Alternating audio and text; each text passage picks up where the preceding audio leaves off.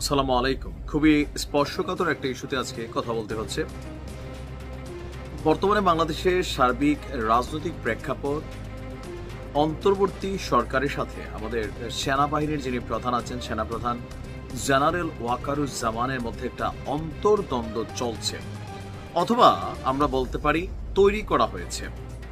কেন এই কথাটা বললাম? যে আপনারা যারা বিভিন্ন বক্তব্য শুনে থাকেন অনলাইন, অফলাইন, গণমাধ্যম এবং সর্বশেষ আমাদের উপদেষ্টা পরিষদের বিবৃতি, এখানে বেশ কিছু জিনিস আছে যেগুলো স্পষ্টত সরকারের একটা বার্তা থেকে প্রমাণিত হচ্ছে, আবার সেনা প্রধানের বার্তা থেকেও সরকারের সাথে একটা ইস্যু আসলে আমরা ফিল করছি, যেটা সাংঘর্ষিক ইস্যু মনে হচ্ছে। জেনারেল ওয়াকারুজ্জামানকে 5ই আগস্ট পরবর্তী সময় ভারতের রয়ের এজেন্ট, আওয়ামী লীগের দোসর এবং আওয়ামী লীগ, বিএনপি, জেনারেল ওয়াকার, ভারত, তারা একটা টিম হিসেবে নানানভাবে তাদের সম্পর্কে ফেসবুকে, অফলাইনে, অনলাইনে নানান ধরনের বক্তব্য